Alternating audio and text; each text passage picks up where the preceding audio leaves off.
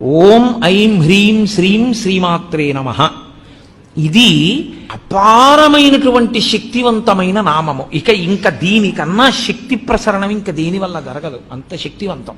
ఈ శక్తిని ఎందుకు తీసుకొస్తారంటే ఈ బీజాక్షరాలతోటి ఓం అంటే ప్రణవం.